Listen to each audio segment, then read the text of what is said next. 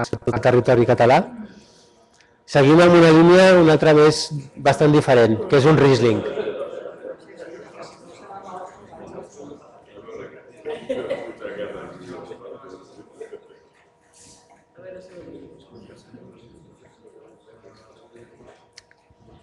Molt bé, provem un Riesling. Fins ara ha sigut varietat experimental, ara ja no ho és, però bueno, a mi sempre m'agrada dir que el Riesling és varietat experimental.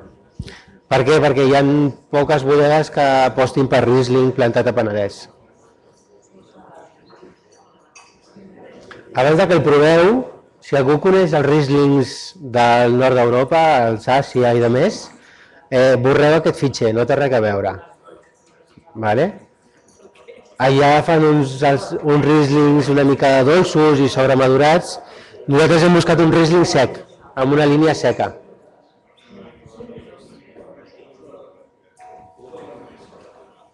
Us dic d'entrada que té una mica de fusta. No, res.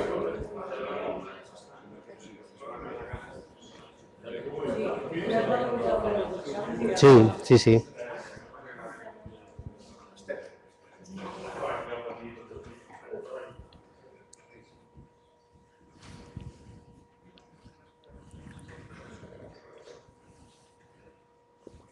Molt bé.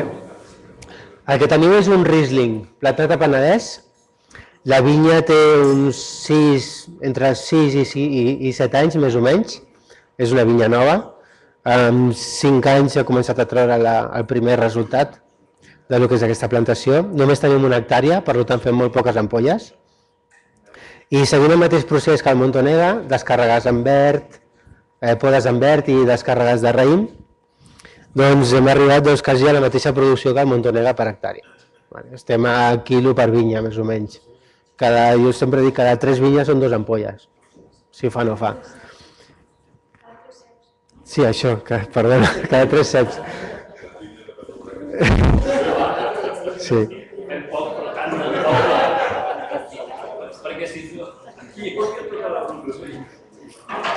Llavors, doncs, com que tenim 2 blancs al mercat, el primer hem fet un blanc fresc i jove, després busquem un blanc amb més estructura. Per tant, hem agafat el Riesling, el poc que ha quedat de lo que és la plantació, i hem fet una fermentació en bota, només uns 20-22 dies perquè faci la fermentació justet i després el passem a inox. Dir-vos que la fusta és de roure francès aliè, que és de torrat suau i un gra molt fi. Per dir d'una manera, li hem ensenyat una miqueta a la bota que agafi més estructura en boca, i li hem posat un 15% de Montonega del vi anterior per seguir una mica la filosofia de la bodega. Per tant, tenim un vi més complex amb nas, més complex amb boca, amb una bona estructura, per fer un maridatge una mica més complex. D'acord? Doncs llavors amb nas la fusta es nota molt ràpid. El color ja es nota també, que té una miqueta de fusta. Dóna un torradet molt suau, tipus metge.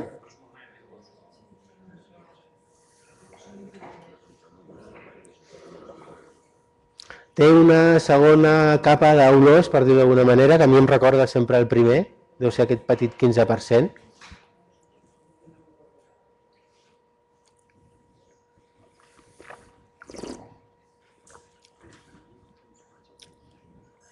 Tenim una bona acidesa en boca. Hem buscat també la línia aquesta moderneta de vins frescos, encara que encara si tinguin fusta, doncs que sigui fresc de per si. Tenim les notes principals del que és el Riesling, una miqueta de fruita tropical. I res més, el que hem buscat és això. També recordar que també té el final salí, mineral, del Montonega. És un vi de 12 graus alcohòlics. Sí. I 12 graus alcohòlic, uns 20 dies de barrica i tenim un vi bastant interessant. Tenint en compte que els Rieslings alemans aguanten entre 9 i 10 anys amb ampolla, perquè evolucionen 2 cops. Doncs encara no sabem com evolucionarà aquest Riesling, ja que és la primera producció que tenim de Riesling, però aquesta acidesa li dona 3-4 anys com a mínim. Tenint en compte que ja tenim una experiència amb el Montonega d'un any, que Déu-n'hi-do, és més d'un any perquè és 2007, ja estem a 2009, i vaig catar fa 2 dies i encara estava força interessant. No estava en evolució caient i pot pintar molt bé, doncs suposo que el Riesling té molta vida encara. I res més, no sé si voleu comentar alguna cosa, què us sembla aquest Riesling? 6 anys, si no calculo malament 6 anys, perquè el primer que va fer va ser comprar la finca fa 6 anys i plantar abans de construir. Abans de construir la bodega ja estava tot plantat. O sigui que deu tenir això uns 6 anys. I bueno, hem tardat 6 anys a tenir un vi mínimament decent dintre de les nostres expectatives. I jo crec que és un vi, un Riesling sec d'una bona qualitat. També informar-vos que si el busqueu i de més, aquesta anyada sortirà Riesling 100%, sense Montonega. Si no, no? Això, 2009. El 2009 sortirà amb el Riesling 100%. Sí. Sí, igual. Amb la mateixa línia, variarà, ja us ho dic ara, és diferent, però volem monovarietals autèntics 100%. Potser sí, potser no, ho sabrem. Ho sabrem en pocs dies que començarem a embotellar el Riesling. Quin preu ve? 13 a 14. El primer està sobre les 11 a 12, aquest 13 a 14. Un parell o 3 euros més. I bueno, som de les poques bodegues que té un Riesling Penedès al mercat. També una nota de curiositat, van vindre uns alemans a provar vins i ens van comprar el Riesling. No? Doncs és curiós, no, això?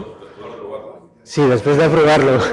I repeteixen, o sigui que això també compta.